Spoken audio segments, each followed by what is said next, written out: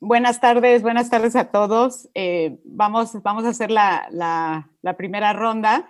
Me gustaría ver cómo cómo te describes, Fabrice, en 140 caracteres. Feliz, gracias Consuelo, me da mucho gusto estar acá. Pues mira, es todo un ejercicio de resumen, porque al final del día no se trata solamente de hablar de lo profesional, sino también de lo personal. Creo que ya me pasé los 140 caracteres, pero ahí va. Soy papá, soy hijo, soy esposo, soy amigo, creo buen amigo e inversionista. Creo firmemente en la gente y en la colaboración, y creo que la tecnología es la herramienta para crear un mundo equitativo y solidario. Así me describiría. Bien, muy bien. ¿Quién sigue? Santiago. ¿Cómo te describirías tú en 140 caracteres? Oye, no, pero qué difícil seguir a Fabrice, que podríamos hacer todo el panel de desempacar eso y sería súper interesante. Yo digo, de manera muy resumida, pues soy partner en 500 Startups. Llevo desde hace 9 años haciendo eso y llevando el fondo que tenemos para invertir en Latinoamérica de habla hispana. Desde ese vehículo hemos invertido en 201 empresas de tecnología en etapa temprana en la región. Y digo, mi pasión pues son los startups, las comunidades, la tecnología y las inversiones. Y pues si lo tuviera que resumir en incluso menos de 140 caracteres, diría, pues soy un inversionista hacker. Qué bien, 201 empresas en un portafolio, imagínense. Exacto. Enrique, ¿y tú cómo te describirías? Creo que concuerdo con Santiago que Fabrice puso la vara muy alta para describirnos. En mi caso, bueno, soy principal de Proeza Ventures, que es un fondo que invierte en temas de movilidad, y básicamente lo que buscamos es emprendedores que quieran repensar esta movilidad para hacer un mundo más sostenible. Adicional a esto, pues me considero un emprendedor. He emprendido dos empresas hasta ese momento y traigo esa perspectiva un poquito diferente en el lado de Venture Capital. Qué bien. Y ahora, Fernando, Fer, ¿tú cómo te describirías? Me encanta la pregunta y la verdad que también he pasado por un proceso de introspección de muchos años, pero me gusta pensar que lo que hace congruente todo lo que hago me gusta un rol de profesor. A mí mi pasión es potenciar al máximo la realización y el impacto de la gente con la que tengo cerca, y esos son mis estudiantes, los emprendimientos que he incubado, las inversiones que he hecho, mis 4 hijos. En todas mis relaciones, ser un catalizador del potencial me llena de vida. Soy socio en AllVP, es un fondo en México de etapas tempranas, invirtiendo desde nuestro tercer fondo. Me quedo hasta inclusive como con una palabra, creo, de cada uno. Fer, de ti, pues profesor. Enrique, emprendedor. Santiago, community builder, hacker. Y Fabrice colaboración, ¿no? Y conector, ¿no? En un mundo equitativo, ¿no? Pues muchas gracias a todos. Vamos a empezar. Me gustaría también que le platiquen a todos un poco de en qué sectores invierten, qué es en qué etapas cada una de sus firmas. Empezamos por Enrique. Como mencionaba, Proeza Ventures es un fondo que invertimos exclusivamente en temas de movilidad, y por movilidad es transportación terrestre. Invertimos en toda la cadena de valor, desde las tecnologías de manufactura, componentes que hacen el vehículo, especialmente componentes que hacen el vehículo más eléctrico, autónomo, también en nuevos vehículos. Ahorita, especialmente en vehículos eléctricos, estamos viendo mucha innovación, desde bicis eléctricas hasta camiones, por ejemplo. También en empresas que se conocen como Mobility as a Service, y también servicios alrededor de la movilidad que se están transformando por medio de la digitalización. Vemos temas de logística, muchísimos temas de logística, temas hasta seguros enfocados en InsurTech, digamos, enfocados en movilidad, etc. Hay una gama muy amplia en esto. Nosotros invertimos en Serie A, aunque hoy en el mundo de hoy hay veces que es difícil distinguirlo, ¿no? Porque cada quien usa una diferente nomenclatura para esto, pero básicamente buscamos de empresas que ya tengan un producto, bueno, en el caso de hardware, que tengan un producto ya probado y estén a punto de salir al mercado, o que ya tengan varios pilotos, o en el tema de servicios que ya tengan tracción. En ese sentido, invertimos, para resumir, invertimos en todas las Américas y tenemos algo de flexibilidad para invertir en Europa y en Israel, que es, vemos puntos hotspots, ¿no? de la movilidad, de nuevas tecnologías de movilidad. Muchas gracias. Y Santiago, ¿ustedes en qué invierte 500 Startups? 500, como a nivel global, es ayudar a crear ecosistemas de emprendimiento realmente vibrantes. Creemos que eso lo hacemos a través de una serie de diferentes factores, ¿no? Hacemos varias cosas de educación, hacemos varios temas de trabajar con gobiernos y con corporativos. Y en la parte específica de inversión, que es pues en la parte en la cual a mí me toca llevar la parte de Latinoamérica de habla hispana, creemos en una serie de cosas, ¿no? Creemos que la tecnología y cómo ha cambiado en los últimos, definitivamente 10 años con el tema de los teléfonos móviles inteligentes, pero incluso hacia atrás de eso con Internet y varios otros factores, creemos que la etapa temprana es donde hay una posibilidad muy fuerte para nosotros de impactar. Entonces, creo que, a diferencia de Enrique, normalmente nosotros estamos un poco antes, casi que caracterizaría antes de una serie A, es donde nos gusta mucho poder contribuir. La parte de tecnología es, pues como decía, una de las cosas que nos abre los ojos a por qué voltear a ver este específico etapa de las empresas. Entonces, siempre vamos a buscar que tengan ese factor, pero incluso yo diría que el factor fundamental, pues evidentemente es el equipo, un equipo comprometido, potente, capaz, justamente en los temas que estamos viendo.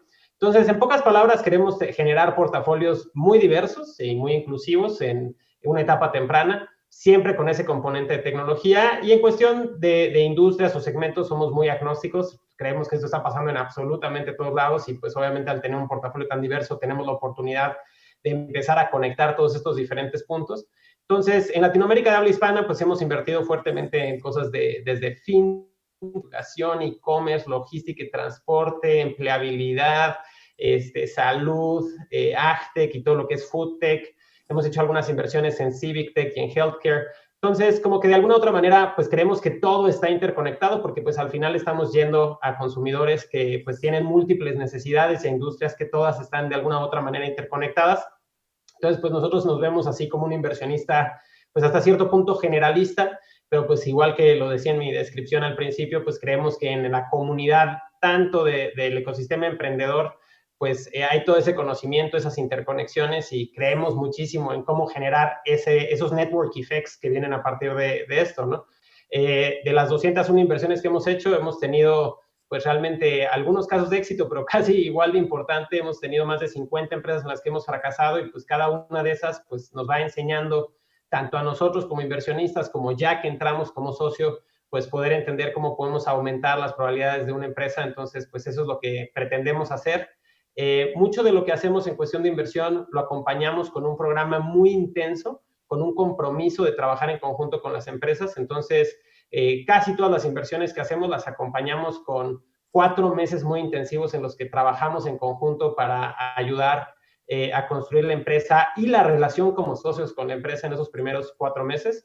Ese programa le llamamos Somos Lucha y de hecho la convocatoria está abierta en este momento, entonces si cualquiera que nos esté escuchando quiere explorar que podamos trabajar en conjunto, pues los invitamos a que entren a aplica.500latam.co y ahí pueden hasta finales de este mes llenar su aplicación y nos encantaría platicar con ustedes. Pues ahí está la convocatoria entonces. Bueno, seguimos con Fer. Gracias, Consuelo. Nosotros desde OLVP invertimos, y para seguir el punto de Enrique, más útil ver el tamaño de nuestros tickets que qué tipo de ronda es. Invertimos desde 1.5 y hasta 15 millones de dólares en empresas en toda Latinoamérica o en todo Hispanoamérica, bajo 4 grandes bloques. Y les llamamos Future of Finance, es decir, temas asociados a FinTech o a FinTech Enabled. Future of Cities, tiene que ver con lo que refería Enrique en temas de movilidad, logística, PropTech, energías verdes, todo lo que va a transformar la forma en la que vivimos en las ciudades. Future of Human Capital, y ahí incluimos temas de salud, temas de educación, temas de empleo. Y por último, Future of Commerce, la evolución no solo del e-commerce y el mundo digital, sino también la incorporación de tecnología al retail. Y dentro de estos 4 bloques es muy amplio, podemos hacer negocios muy B2B, muy B2C, pero siempre buscando ¿cómo apoyamos a empresas que están contribuyendo a mejorar los niveles de vida de las clases medias emergentes en toda Latinoamérica? Muy interesante tesis. Se ve que hubo mucha reflexión atrás. Algunos añitos de ir afinándole. Sí. Y Fabriz, ¿en qué invierte Ignea y en qué etapas? Mira, nosotros ya llevamos 13 años, casi 14 años invirtiendo en Venture Capital en la región. Un poco como decían tanto Enrique como Fernando, el tema de la nomenclatura de repente es un poco confusa, ¿no? Entonces, a nosotros nos gustan las compañías que ya tienen ventas, pero que necesitan dinero para escalar. Entonces, hacemos tickets desde $500,000 hasta 5 o 6 millones de dólares. Lo que buscamos es acompañar a los emprendedores en todo su proceso de desarrollo, ¿no? Que utilicen nuestro dinero para adquirir mercado, para adquirir talento, para consolidar su infraestructura tecnológica. Y lo que te diría es que somos agnósticos en términos de los sectores. Hemos invertido más de 27 compañías en distintos sectores. Lo que te diría es, nos gustan los negocios que son B2C. Creemos que hay una oportunidad gigantesca en la región para seguirse acercando a los consumidores y seguir mejorando la calidad de servicios que reciben. Por otro lado, sí hacemos algunas inversiones B2B, porque entendemos también que la evolución del ecosistema, pues cada vez el consumidor queda más saturado de oferta de productos y entonces ya parte del valor se va creando en la cadena, ¿no? Como nos hemos ido construyendo a lo largo de todo este tiempo es ser un catalizador para startups de la región que quieren aprovechar justamente el desarrollo y el potencial que hay en México y en el resto de Latinoamérica. Entonces, mucho de lo que nos ha pasado es que, por ejemplo, alguien que tiene una compañía exitosa en Brasil, un startup exitoso en Brasil, y que quiere llegar a México, nos busca. Y por lo mismo, pues también tenemos empresas que nos han buscado desde Brasil, perdón, desde Argentina, desde Israel, y así es como hemos ido construyendo nuestro portafolio. Lo último que te diría, y muy en línea con lo que decía Santiago hace un momento, parte del proceso en términos de cómo invertimos es muy importante para nosotros crear sociedades con los emprendedores.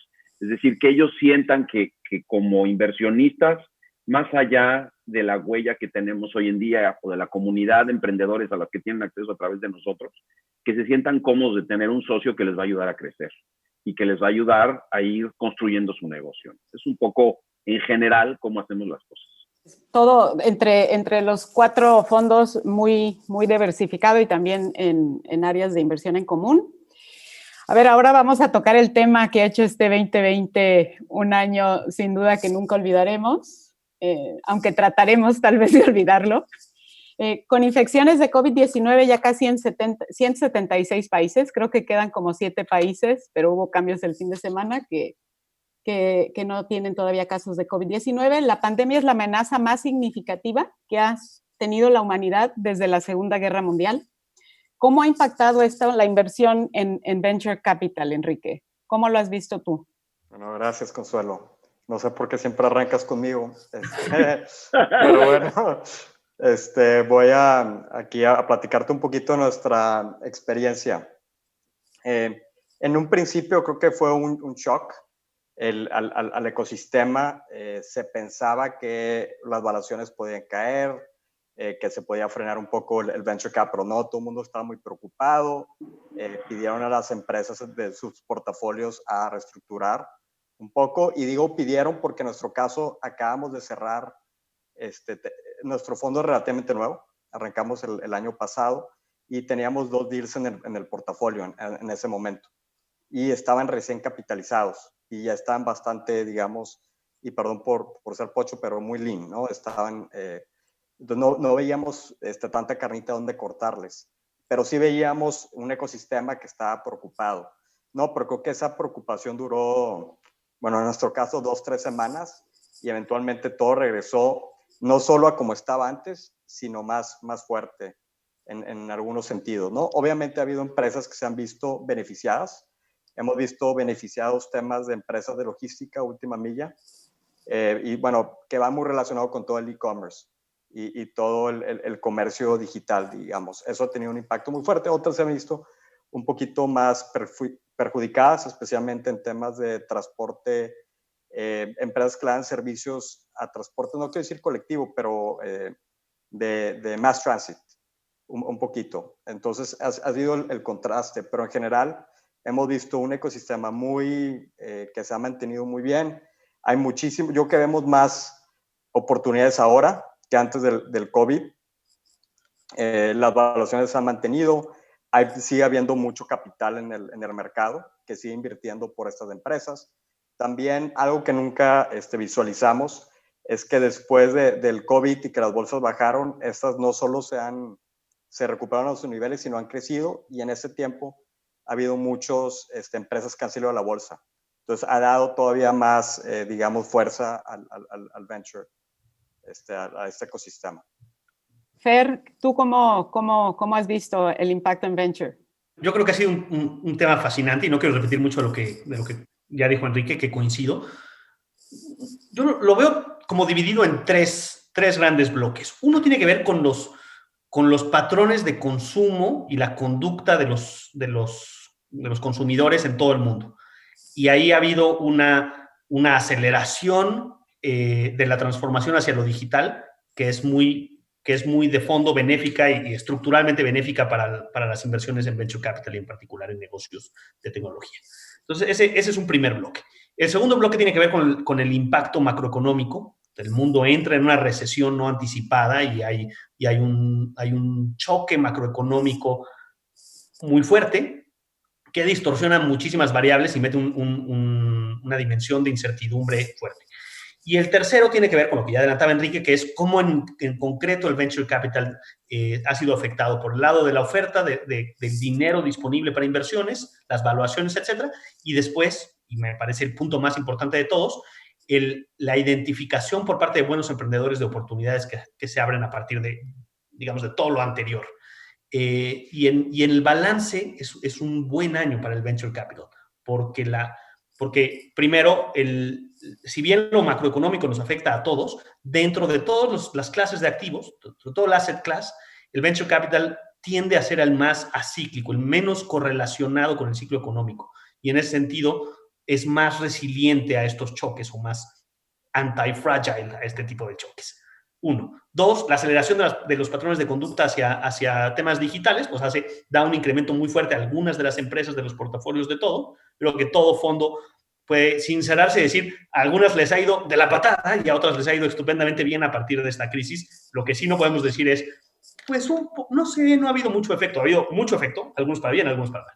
Y después hay un pipeline riquísimo, porque hay mucha gente que necesitaba este último empujón, este último detonante para decir, es momento ya de acelerar esta idea, esta tendencia es en la que me voy a subir. Y cómo no se ha parado el flujo de dinero hacia el venture capital, y yo creo que de largo plazo, como bien decía Enrique, incluso se va a acelerar porque vemos este beneficio en el beta de las inversiones. Me parece que con los sustos, con los ajustes de presupuesto, con los recortes de costo, con las extensiones de rondas de último minuto que todos hicimos, a pesar de todo eso, vamos a recordar 2020 como un buen año para el venture capital. Estaba leyendo en el tercer trimestre de este año, se cumplió, es el segundo trimestre más fuerte para Venture Capital en Estados Unidos y en el mundo, el segundo más alto de Estados Unidos, con 36 mil millones de dólares en Venture, y a nivel mundial arriba de 71 mil millones de dólares. Sin duda, sí vemos también una concentración, a lo mejor un poco de menos deals, menos y rondas más grandes y cosas que normalmente también pasan, ¿no? Que la concentración del capital, ¿no? Pues muy bien, muchas gracias por compartir esta visión sobre el impacto particularmente en Venture Capital. ¿Cómo ha sido apoyar a las empresas de sus portafolios en la pandemia? Me imagino que también ha habido un cambio desde el inicio de la pandemia, en el verano y últimamente, ¿no? A ver, Fabriz, ¿cómo ha sido para INEA? Si puedo también nada más agregar un par de ideas a la pregunta anterior. Nada que repetir de lo que mencionaron Enrique y Fernando, pero lo que teníamos una preocupación muy grande, y eso me lleva justamente a la respuesta específica a la pregunta que me hiciste ahorita, era que no pudiéramos salir de las inversiones que habíamos hecho. Como tú sabes, el ciclo se construye desde el momento donde inviertes, crece la empresa, pero eventualmente nuestro negocio también es vender ese tipo de activos. Y una gran preocupación que teníamos era en un contexto de mucha incertidumbre económica en el mundo, no solo en México ni en Latinoamérica, que no hubiera gente que estuviera dispuesta a comprar los activos que nosotros estábamos construyendo. La pandemia no afectó eso. De hecho, en el caso de nosotros, de las 27 compañías que tenemos en nuestro segundo portafolio, 8 empresas están activamente en un proceso de venta o de inversión de mayoría de la compañía. Con lo cual, el ciclo se sigue dando, lo cual son muy buenas noticias, porque como dijo Fernando hace un momento con toda la razón, lo anticíclico de la inversión en venture capital es benéfico para que se mantenga la economía andando. Entonces, si se cierra el ciclo de la venta, el hecho de que haya más liquidez para que se pueda reinvertir en empresas que están iniciando esa parte de la curva, se perfecciona. Y con lo mismo sigue la actividad. Cuando empezó la pandemia, nuestra primera reacción como fondo fue acercarnos a todos nuestros socios en las empresas en las que hemos invertido y pues un poquito meter las medidas de emergencia, ¿no? Ahora sí que revisen costos, jalen líneas de crédito, vamos a ser muy puntuales y específicos en las inversiones en adquisición de mercado, todo esto. Y de repente nos dimos cuenta, como platicaban Enrique y Fernando hace un momento, pues que todo esto seguía avanzando y seguía avanzando, incluso un ritmo de adopción todavía más alto. Si recuerdan, se dio el Buen Fin a principios de la pandemia y de los números muy interesantes que reportaba Visa, es que hubo 12 millones de transacciones en México con tarjeta de crédito o de débito, de las cuales 8 millones era la primera vez que transaccionaban en e-commerce. Entonces, al revés de lo que pensábamos, empezamos a ver ciertos indicadores de que esto seguía avanzando.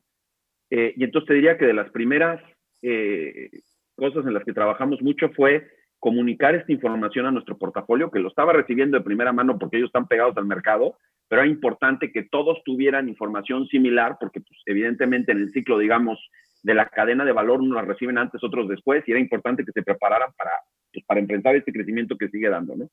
Por el otro lado, los apoyamos mucho en procesos de reclutamiento, asegurarnos de que tienen a la gente correcta en las posiciones correctas, con las estructuras de compensación correctas, que si bien lo hacemos normalmente, ahora se volvía mucho más importante por todo este proceso de crecimiento y al mismo tiempo también aprovechando que hay talento pues, que está saliendo de industrias tradicionales y que nuestra industria o las empresas en las que invertimos son opciones muy interesantes de desarrollo profesional.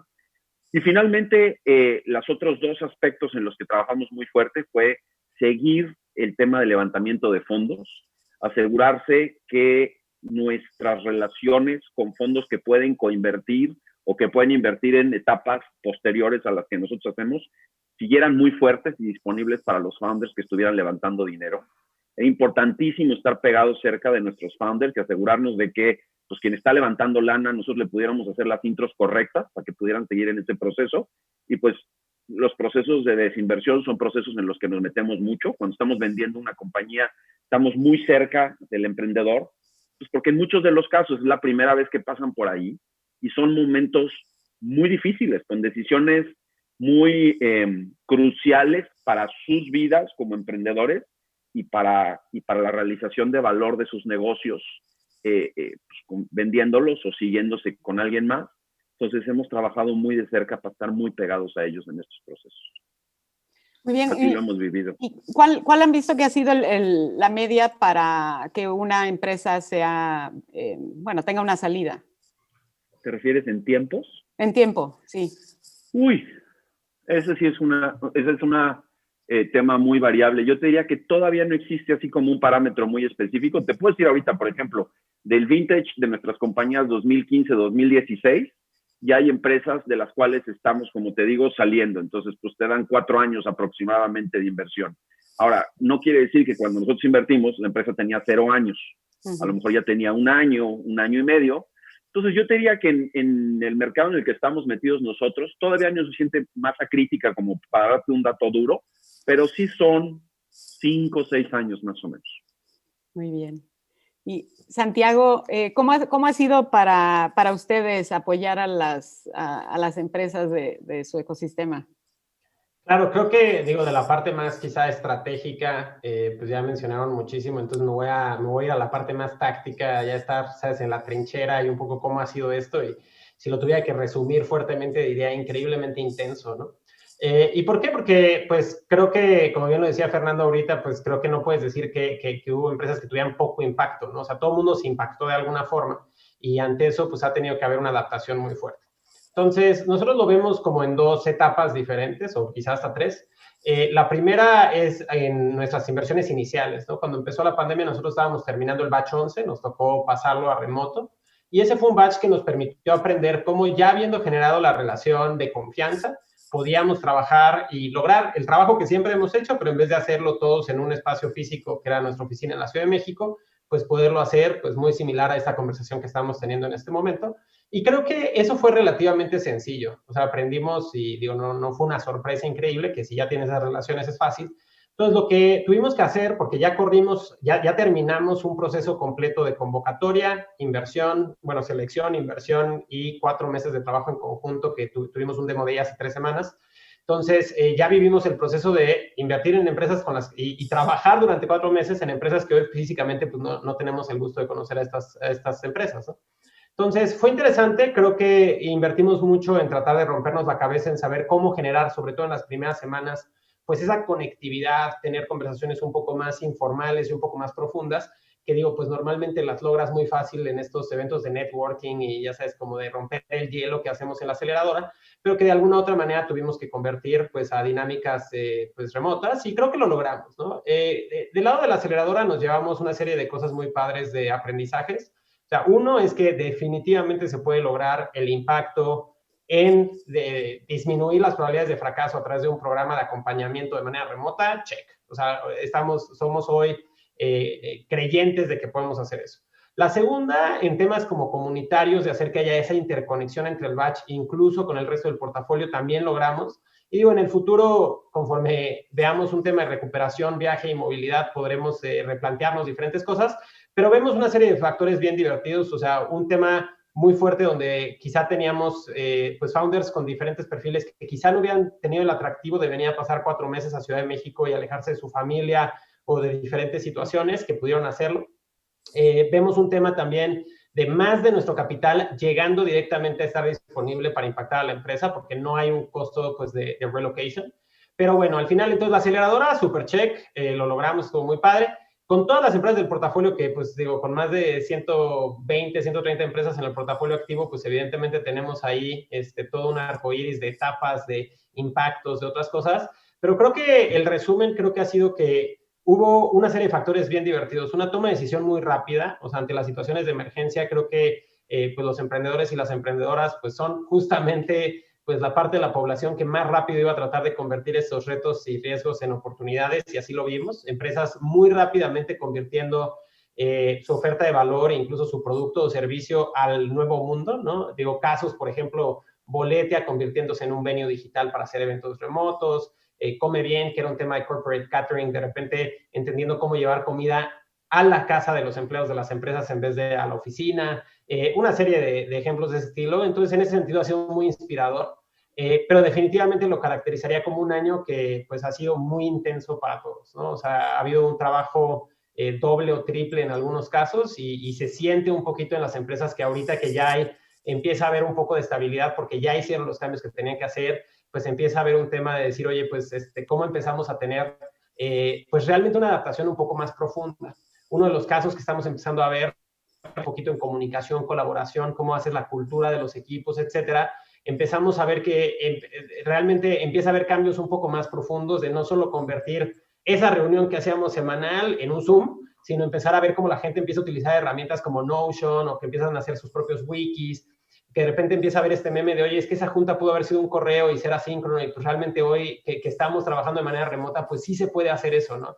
Entonces creo que ahora estamos en una segunda fase donde ya no está en fuego todo, pero lo que sí tenemos que hacer es entender, pues, qué tanto vale la pena crear la infraestructura para ya quedarte en una cultura remota versus empezar a tratar de pensar en qué momento en el futuro podrías regresar a una cultura presencial. O sea, como que estamos ya en esa segunda etapa con preguntas un poco más profundas, pensando, por ejemplo, en empresas donde tenemos una operación física y una parte que es más fácil que tengas remota, pues qué tanto eso genera dos culturas diferentes y cómo escalas eso en el futuro, ¿no? Entonces, como que apenas estamos llegando a esa parte de las preguntas más filosóficas viendo hacia adelante y es muy interesante. Sí, sin duda un gran momento para los arquitectos, ¿no? que están conceptualizando, no es el fin de los bienes raíces, sino cómo evoluciona. Yo, por mi parte, yo sí muero de ganas de poder interactuar lo más posible ya con la gente y bueno, van a ser momentos, dicen muchos, momentos muy especiales si no regresamos al como era antes de una manera pues rápida. Sí, como son esos espacios donde tienes que tener cierta distancia, pero a la vez espacios muy valiosos de mucha creatividad, ¿no? Y donde la personalidad de cada persona resulta todavía más importante. Entonces, muy, muy interesante ver qué hacen también los arquitectos. Bueno, pues, dando un ejemplo súper rápido del tipo de sí. preguntas filosóficas que nos está pasando, o sea, empresas que se vieron digo, impactadas del lado positivo y que han tenido crecimientos fuertes ahorita, empresas que eran 100% presenciales con una oficina central, que de repente hoy volteamos a ver que en algunos casos 30, 40, 50% de sus empleados, por el crecimiento que tienen, hoy son personas que son 100% remotas, que no están en esa ciudad y que pues ya no existe el futuro de decir, oye, pues el día que pueda me regreso a la oficina, ¿no? Realmente tienen que empezar a hacer una pregunta un poco más profunda de qué es el futuro y pues ahí hay mucho que hacer. Sí, sí, y qué buen timing para Enrique con su fondo de movilidad, con una, ¿verdad? Con toda una, también una redefinición y la movilidad incluso en todo dentro de este mundo virtual, ¿no? de la fuerza laboral también. Bueno, pues pasemos a otra pregunta. Fer, ¿qué retos enfrentan particularmente los startups de fintech en México? A ver, el tema fintech es fascinante porque realmente yo creo que todos hemos vivido un boom en cuanto a las oportunidades de fintech que se han presentado. El deal flow de fintech en México, en Latinoamérica, ha sido riquísimo. Y yo creo que ha habido como una evolución de una primera generación de fintechs en un entorno pre-regulatorio, un poquito casi como de low hanging fruits, como de los modelos más evidentes desde un punto de vista del consumidor, a hoy lo que estamos viviendo, que es muchísimo más conocimiento técnico de la infraestructura y los rieles por los cuales corre el mundo fintech, una sofisticación mayor de los participantes, un entorno regulatorio que ha quitado incertidumbre y sí en muchos modelos, un red ocean, es decir, una saturación o tendencia hacia la saturación de distintos modelos en donde va a haber consolidación y donde va a haber como apuesta y grandes recursos hacia los que se perfilan como los ganadores. Habiendo dicho eso, la industria o todo el espacio de fintech en México todavía tiene el gran reto de nivelar la cancha. Es un entorno donde particularmente los incumbents, es decir, los jugadores grandes tradicionales, tienen muchas herramientas para frenar la innovación. Ya sea mediante mecanismos regulatorios con influencia de la banca comercial tradicional, con simplemente control de los canales de distribución en muchos casos. Entonces, yo creo que vamos a ver un leapfrogging, un cambio grande en el mundo financiero en México, el santo grial, que es esta inclusión financiera de la que tanto se desea y que tantos millones de mexicanos que queremos llevar hacia esa inclusión financiera y llevar hacia entornos cashless, por ejemplo, de digitalizar el efectivo. Pero creo que los resultados finales o el equilibrio final todavía no acabamos de deslumbrarlo. A mí me parece que todavía no sabemos bien cuáles van a ser los modelos ganadores, cuál va a ser este nuevo equilibrio, esta nueva división de fuerzas entre estos bancos tradicionales, los challenger banks, modelos distintos, modelos de lo que llamamos fintech enablers, es decir, jugadores que participan para facilitar un entorno fintech a otros. Lo que quiero decir es, hay muchas variables todavía en la mesa, hay un dinamismo fascinante y, como señalaba Fabriz, pues tenemos esta injerencia, las fichas que ponemos en el capital, el apoyo que hacemos a los emprendedores va a acabar afectando ese equilibrio final, y a mí me parece estimulante por el beneficio que va a tener para México, fascinante desde un punto de vista intelectual, dada la complejidad y el número de variables, y que apenas estamos viendo el tip of the iceberg en cuanto a esta transformación, que todavía en los siguientes 5 años vamos a ver una aceleración y una robustez muchísimo mayor de lo que hemos visto en estos primeros, debo decir, 5 años de ola de fintech. Fabriz, ¿quisieras añadir algo? Veía que estás asintiendo a todo lo que dice Fer. Bueno, generalmente, como una buena dinámica, siempre digo que sí a todo lo que dice Fer, porque es muy inteligente. Luego me reservo mis opiniones. No, no es cierto. Fernando es un muy querido, me escribe por fuera. Es un gran profesor. No, sabes, gracias por preguntarme, Consuelo. Estoy 100% de acuerdo con todo lo que dijo Fer. Bueno, un dato interesante es la mitad de nuestro portafolio prácticamente está invertido en fintech, en términos de capital asignado. Y cuando revisas la asignación por modelo de negocio, lo que te das cuenta es que fintech es una canasta muy amplia. Entonces hay medios de pago, hay remesas, hay blockchain y cryptocurrencies, hay POS o enablers en la parte de comercio, tenemos un marketplace de crédito, tenemos una compañía como Credijusto que da préstamos directamente a SMEs, tenemos a Fondeadora que está en la parte de los Challenger Banks. Entonces, poco la reflexión me parece es qué fue lo que hizo para que fintech fuera un espacio tan caliente para invertir en estos últimos 3 o 4 años y cuál es la evolución que se espera en ese sector en específico en los próximos 5 años. Y yo te diría que lo que hizo sigue siendo vigente, que lo que hizo que fuera interesante sigue siendo vigente, que es esa gran necesidad de transaccionar financieramente para una población muy grande, en el caso de México y Latinoamérica, que todavía no forzosamente tiene acceso a la economía, digamos, digital formal financiera. Pero por el otro lado también fue, justo como decía Fernando ahorita, esa cantidad de incumbents que estaban ahí, que creaban esa awareness de necesidad, pero que no forzosamente estaban atendiendo a ese público, ¿no? Los jóvenes que se incorporan a las actividades financieras, pues muchas veces no van a ir a un banco tradicional. O sea, uno de mis hijos, por ejemplo, trató de abrir una cuenta con un banco y se pasó 2 horas en una sucursal. Cuando dije, oye, abre una cuenta de Fondeadora. O sea, y en 15 minutos ya tenía una cuenta con la que podía estar transaccionando. Y esos chavos no tienen ni siquiera el apetito de ir a pasar tiempo en una de estas sucursales. Simplemente en su mundo ya es distinto. Confían en una plataforma digital, confían en lo que generan a través del móvil. Entonces, yo creo que lo que está pasando es que fintech está abriendo la puerta a otro tipo de industrias que van a seguir patrones similares. Y un poquito como mencionaba al principio, lo que está pasando en fintech es que el movimiento se está generando más a modelos B2B hacia adelante que a modelos B2C. Nosotros, por ejemplo, lo que estamos pensando para nuestro siguiente fondo es que la relevancia de fintech, pues sin duda va a ser importante, pero no va a ser la mitad del portafolio.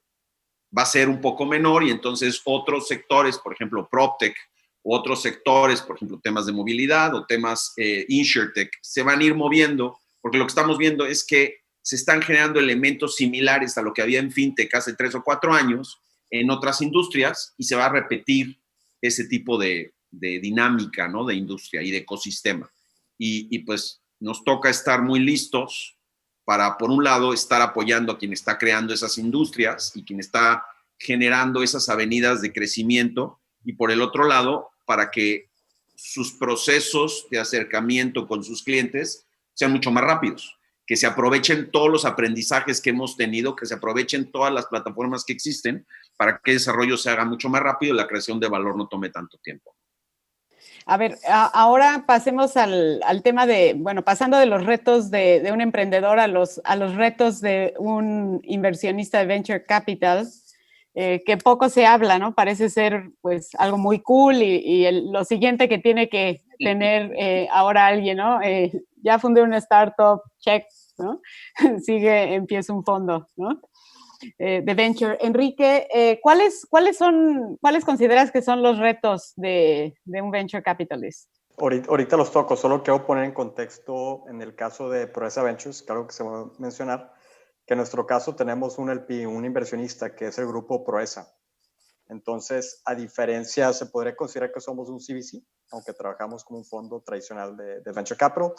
Pero a lo que iba, y creo que Santiago lo va a poder platicar un poquito más de eso, que un reto muy importante para cuando alguien quiera arrancar un fondo de inversión es conseguir los inversionistas, ¿no?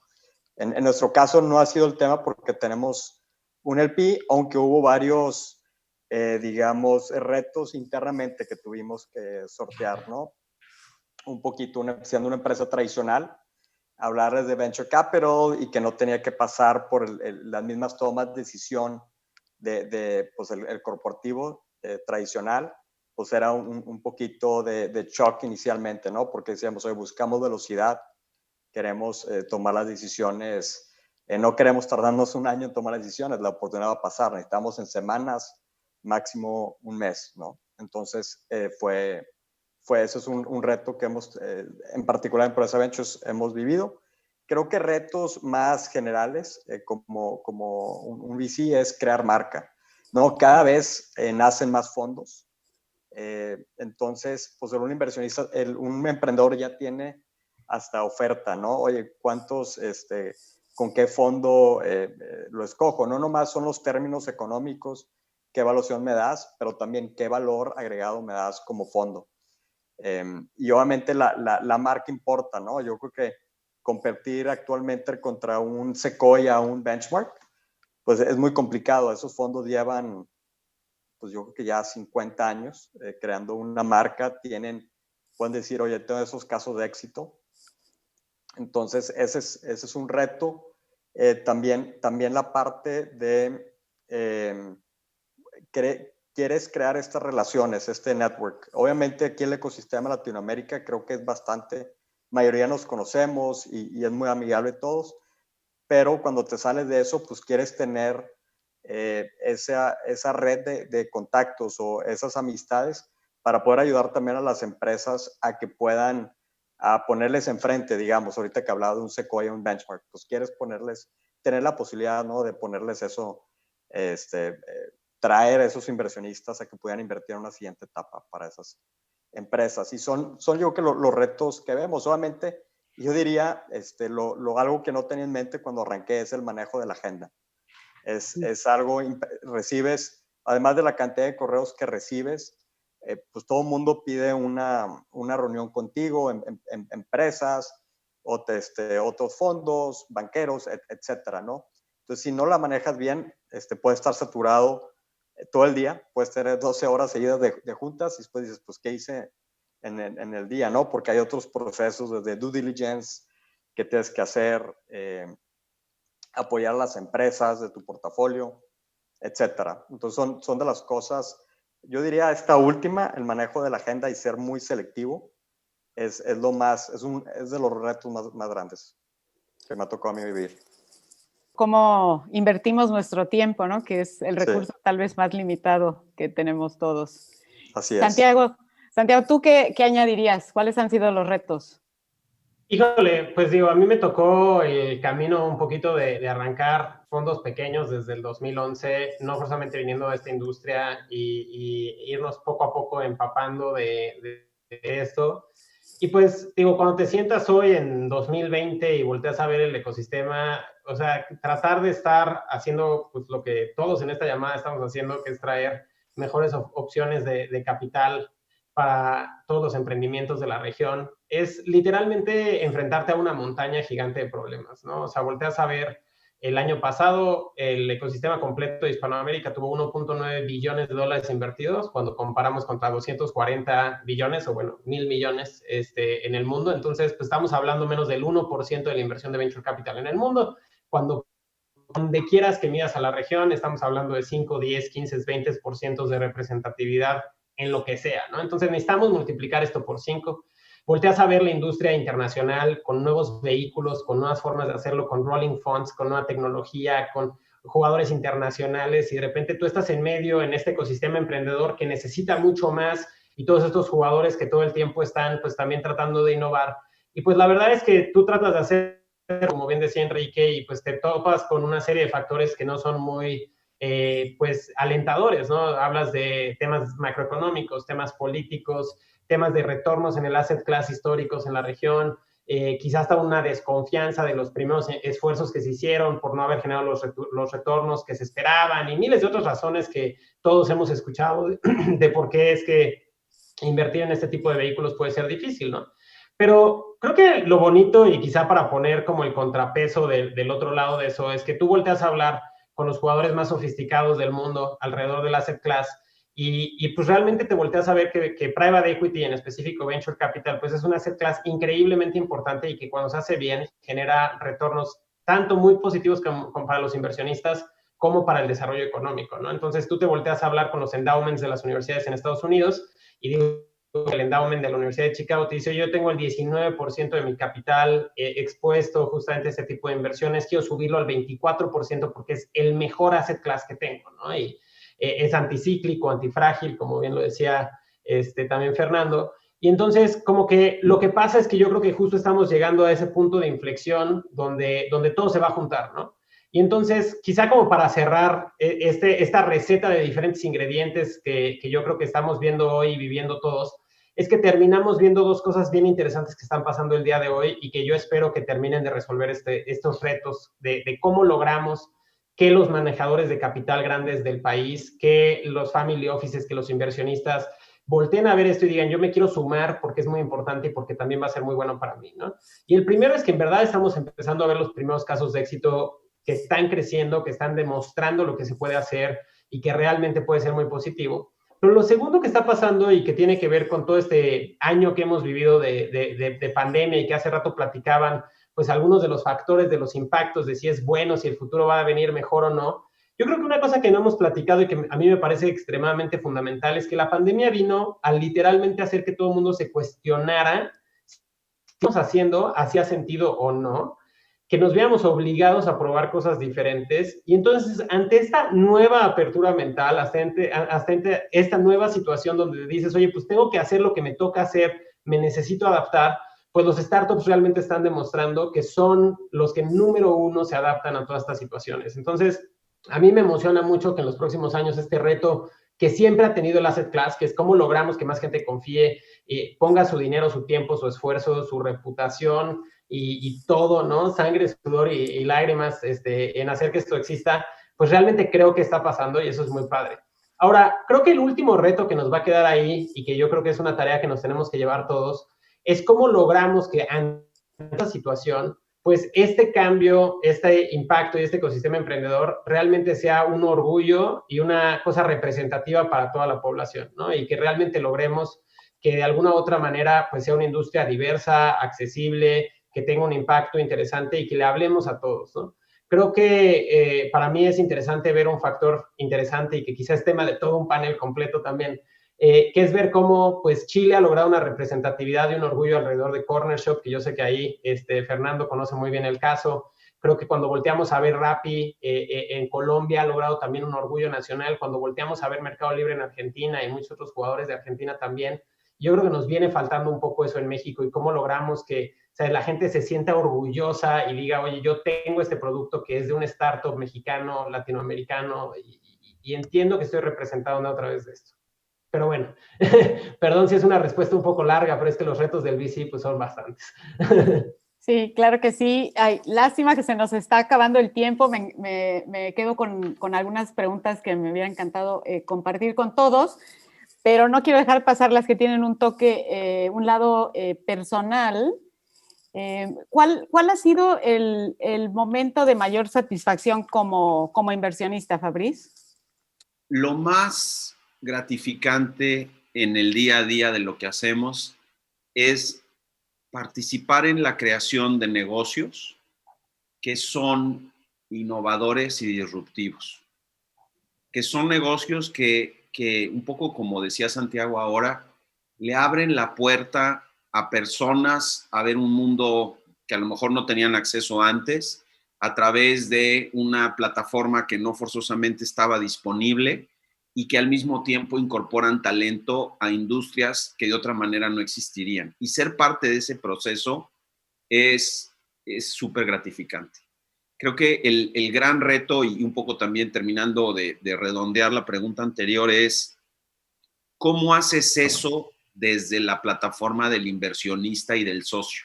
Sin ser el que se quiere meter a operar, sin ser el que se quiere meter a tomar decisiones, sino acompañando a emprendedores a ir descubriendo la mejor forma de consolidar y de potenciar sus negocios. Entonces, esas dos partes, armar ese círculo virtuoso, eso es lo que se vuelve súper interesante, porque asimilas nuevos negocios, por un lado, y por el otro lado participas, pero desde la parte de construcción de la sociedad, desde la construcción de ese partnership con el emprendedor, a que vaya a buen puerto. Y cuando ves eso y lo logras, no, hombre, ese día sí te tomas una chela al final del día y das gracias, que dices, o un mezcal para Fernando, que yo sé que es un gran mezcalero, con una chela, o sea, te echas las dos porque pues, hay que festejar bien, y dices, puta, gracias. Esto de verdad que esto es lo que yo quería hacer de mi vida. Qué bien, gracias por compartir esto, Fabriz. Y Santiago, ¿a ti qué te inspiró a ser un inversionista en Venture? Híjole, para mí tal cual fue una frustración de que lo que nosotros queríamos como emprendedores no estaba ahí para nosotros. Entonces nosotros desde el 2007 empezamos a hacer eventos de programación y hacia el 2010, 2011 como que estábamos viendo alrededor de nosotros y nosotros mismos queríamos desarrollar muchos proyectos y como que no veíamos ese actor que en la etapa temprana pudiera traernos tanto capital como buenas prácticas. Veíamos y estábamos altamente inspirados por 500, Techstars y YC en Estados Unidos y decíamos, ¿por qué no hay eso aquí para nosotros? Y entonces pasamos 6 meses tratando de convencer a alguien que lo hiciera y después nos tuvimos que ver en el espejo y decir, bueno, si no logramos convencer a nadie, pues lo hacemos nosotros o dejamos de moler. Y pues decidimos aventarnos nosotros. Ha sido un camino largo. Y del que me siento pues muy afortunado. Creo que ha habido un par de momentos donde hemos podido abrir esa chela y ese mezcal, lo cual es muy bonito. Hemos también tenido momentos querido abrir más bien para tratar de olvidar, pero afortunadamente vemos pues una serie de cosas que han pasado en el ecosistema que es impresionante. Y a mí me gustaría usar ese momento y esa inspiración para en verdad también motivar a cualquier persona que esté escuchando esto. Pues esta llamada me acaba de dar muchas ideas porque todo lo que acaban de decir hace sentido, pero no están haciendo suficiente y se tiene que hacer más para decir, pues igual que alguien me lo dijo hace muchos años, como, ¿y por qué no lo haces tú? ¿No? Y así como uno puede ir y emprender en tantas otras industrias, pues también se puede emprender aquí y lo necesitamos muchísimo. Para poner un poco en contexto, cuando empezamos el primer vehículo y abrimos el primer programa, nos aplicaron 70 empresas, tomamos 7. Recientemente para el programa anterior aplicaron 1,957 empresas y pues hoy nosotros tenemos una capacidad limitada que nos permite solamente tomar 10 empresas todavía. Entonces, si hay al menos pues 3 veces más oportunidad allá afuera, bueno, no, como 30 veces más oportunidad. Entonces yo invitaría, pues obviamente, a que más gente se inspire. Es bien difícil entrar a esta industria, pero es bien necesario y pueden salir cosas muy buenas. Pues muy bien, a seguir creciendo ese número tanto de startups como de fondos en venture, sobre todo invirtiendo en la región, en América Latina y particularmente en México. Y bueno, el Proesa Ventures es un fondo relativamente nuevo. ¿Qué es lo que necesita un startup para recibir inversión de parte de ustedes? Bueno, son 3 cosas muy generales y ahorita me adentro un poquito a cada una de ellas. Creo que las tres cosas generales es un poquito de, bueno, el equipo en sí. Vemos la composición del equipo, los founders que también expresan la idea, entre otras cosas. El tema del tamaño del mercado creo que es muy importante y un poquito el producto o la solución que ofrecen. Entonces, en cuestión del equipo, ¿qué es lo que buscamos? Bueno, buscamos entender el por qué empezaron este negocio, ¿no? ¿Cuál es su visión a largo plazo? ¿Cuál es su diferenciador, digamos, bueno, lo voy a hacer un poco pocho, pero insight único que tienen sobre eso, ¿no? ¿Cuál es su conocimiento que les da una ventaja competitiva o que saben ellos que alguien más no conoce? También un poquito la capacidad de estos fundadores o este equipo directivo de poder contratar a otros, pues otros empleados muy capaces, ¿no? Atraer talento. Son de las cosas que estamos analizando en cuestión del equipo y que muchas son más, digamos, pues sí, más soft. Son calidades soft, no es como que traigo un número y digo, le pongo calificación de 7. Pues no, es más un poquito de sensibilidad. Hablando con la persona. En cuestión del tema del mercado es muy obvio.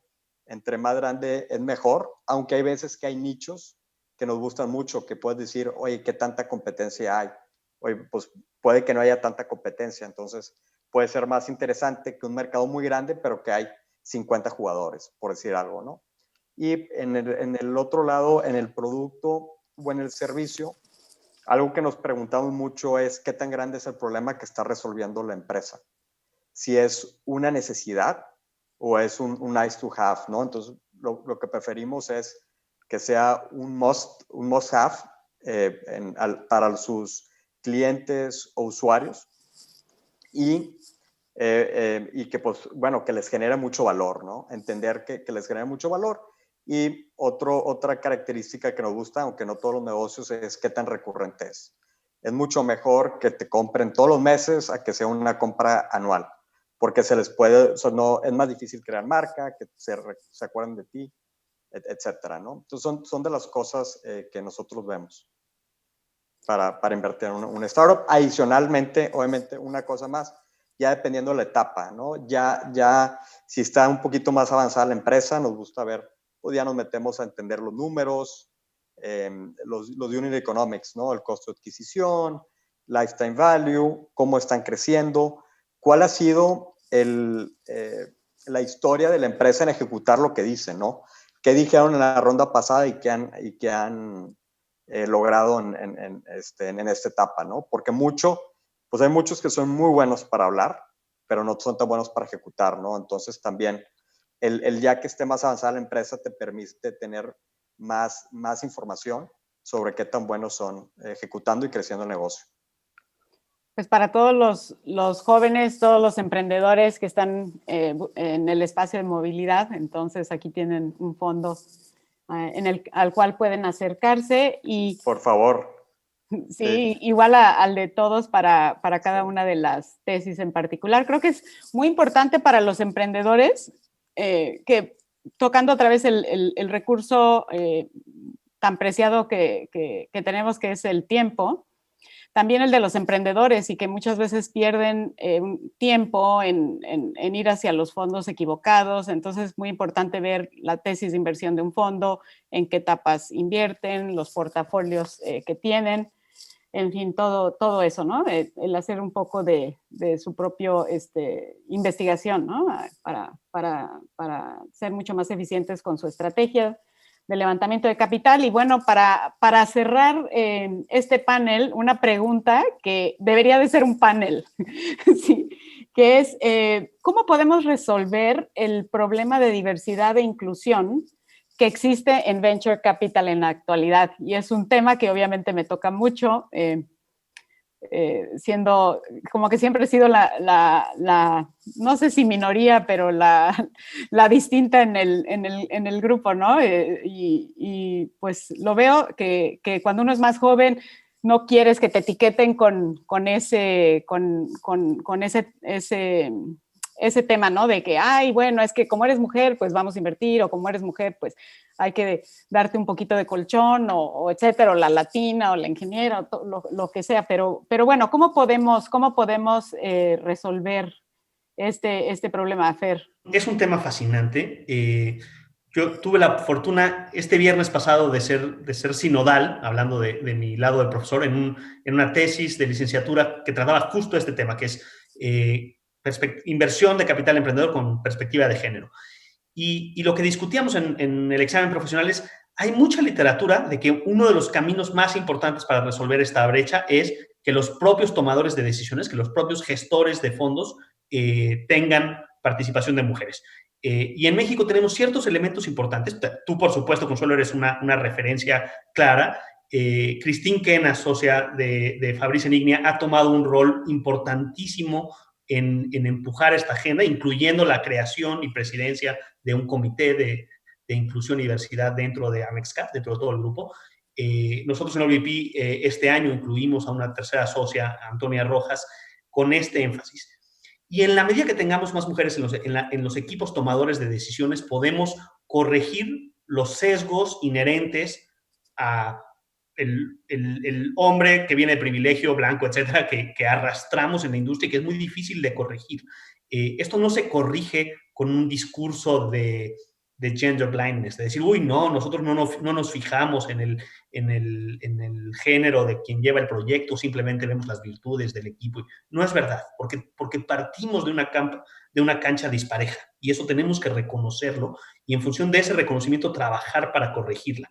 Y se trabaja para corregirla dando oportunidades distintas a las emprendedoras mujeres en cuanto a sus procesos de due diligence, todos estos sesgos, en qué tipo de preguntas se le hacen a las mujeres emprendedoras, por qué nos enfocamos en la protección del downside en vez de la generación de upside, como lo hacemos con emprendedores hombres.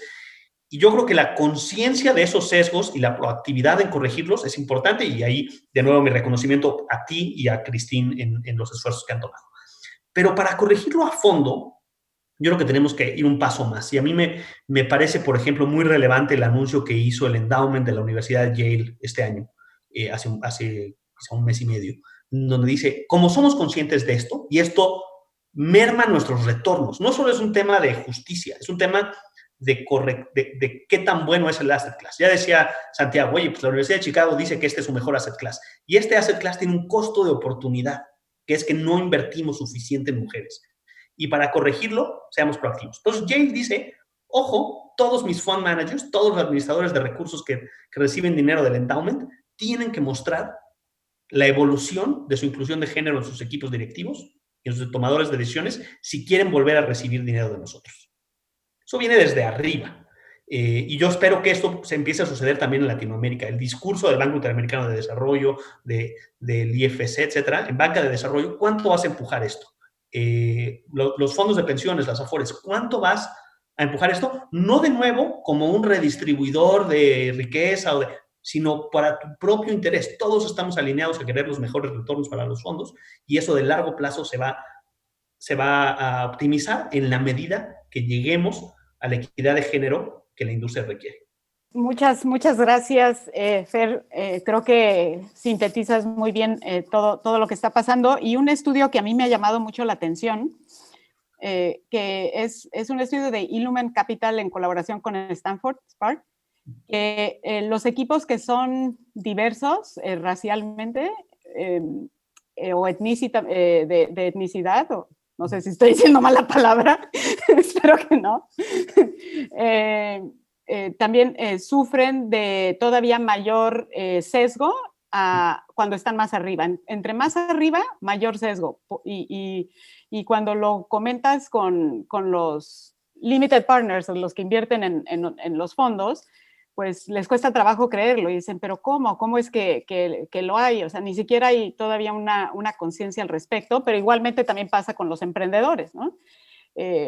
Con todo aquel que sea, venga sea mujer o otros géneros que sufre todavía mayor sesgo en cuanto mejor se desempeña ese equipo, ¿no? Que eso a mí me parece muy, muy interesante.